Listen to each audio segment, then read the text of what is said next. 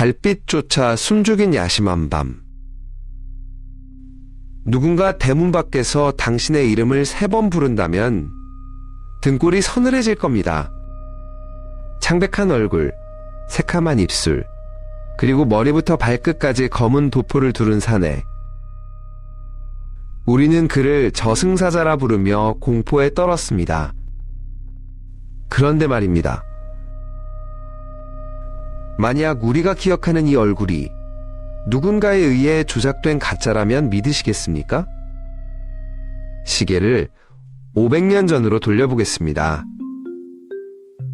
여기 박물관 수장고 깊은 곳에 보관된 감로탱화를 보시죠.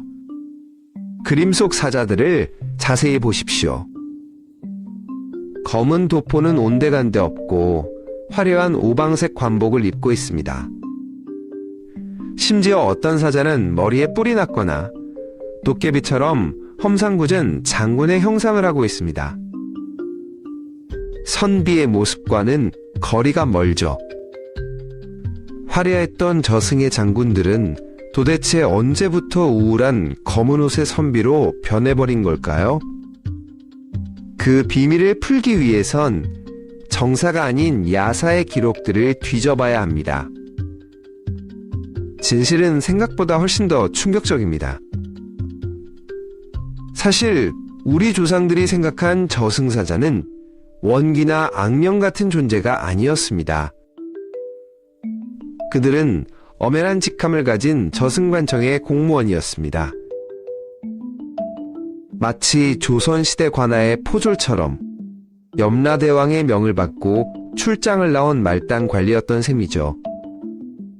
그런데 재미있는 건 이들도 직장인이라 뇌물이 통했다는 야사가 많다는 점입니다. 옛 어르신들이 초상집 대문 앞에 밥 3그릇과 집신, 3켤레를 놓아두던 사자밥 풍습을 기억하십니까? 이건 단순한 대접이 아니었습니다. 이 밥 먹고 새 신발 신고 제발 우리 식구는 못 본 척 넘어가 달라는 처절한 로비였습니다. 돈이면 귀신도 부린다는 말처럼 당시 민중들은 저승사자마저도 탐관오리들과 비슷할 거라 생각했던 겁니다. 즉, 우리 조상들에게 저승사자는 무조건적인 공포의 대상이 아니라 잘만 구슬리면 협상이 가능한 비즈니스 파트너였습니다. 그렇다면 우리가 아는 그 올블랙 패션은 도대체 어디서 온 걸까요? 범인은 조선왕조실록이 아니라 1970년대 여의도에 있었습니다. 전설의 고향 초기 제작진들은 고민에 빠졌습니다. 시청자에게 단박에 공포심을 줄 강렬한 캐릭터가 필요했죠. 그래서 서양의 사신, 그림 리퍼의 검은색 이미지에 한국 선비의 갓과 도포를 억지로 섞어버린 겁니다. 죽음은 곧 어둠이라는 단순한 방송적 설정이었죠. 하지만 역사학자들은 이것이 엄청난 고증 오류라고 지적합니다. 조선은 대액 이민족입니다. 선비들은 평소 흰 옷을 즐겨 입었고 검은색 도포는 매우 드문 옷차림이었습니다. 심지어 상주들조차 누런 삼배옷을 입었지 검은 옷을 입지 않았습니다. 검은 상복은 근대 이후 서양 문화가 들어오며 생긴 풍습이죠. 결국 우리가 공포에 떨었던 그 저승사자의 모습은 불과 50년 전 방송국 소품실에서 탄생한 메이드 인 여의도였던 셈입니다. 방송국의 설정을 걷어내고 우리 무의식 깊은 곳에 있는 저승사자의 원형을 찾으려면 제주도로 가야 합니다. 제주 신화차사 봄풀이의 주인공 강림도령. 그는 귀신이 아니라 염라대왕을 체포하러 저승까지 쳐들어갔던 인간계의 용맹한 장수였습니다. 상식적으로 생각해 보십시오. 저승의 왕을 잡으러 가는 전사가 나약한 선비의 옷을 입었을까요? 그는 분명 갑옷을 입고 칼을 찬 장군의 모습이었습니다.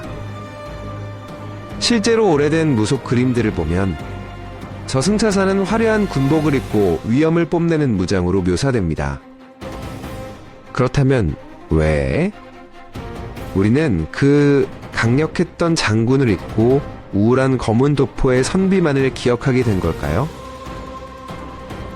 일부 학자들은 그 이유를 식민지의 아픔에서 찾기도 합니다. 나라를 잃고 무력마저 거세당한 시대의 슬픔이 투영된 것은 아닐까요? 죽음마저 호령하던 장군은 사라지고 체제에 순응하며 명부나 작성하는 무기력한 관리의 이미지만 남게 된 것일지도 모릅니다. 결국 저승사자의 얼굴은 하나로 고정된 것이 아니었습니다. 시대가 변함에 따라 우리가 가장 두려워하거나 권위 있다고 느끼는 모습으로 끊임없이 변해왔죠. 관료서였던 조선시대에는 깐깐한 공무원의 모습이었고, 가부장적 질서가 강했던 근대에는 엄격한 검은 옷의 노인이었습니다. 그리고 외모지상주의와 세련됨을 추구하는 현대에 와서는 드라마 속 멋진 수트를 입은 미남의 모습으로 소비되고 있습니다. 저승사자는 어쩌면 산자들이 만들어낸 거울일지도 모릅니다. 죽음이라는 미지의 공포에 당대 사람들이 상상할 수 있는 가장 현실적인 권위를 더 씌운 것이죠. 그렇다면 다음 세대의 저승사자는 어떤 모습일까요?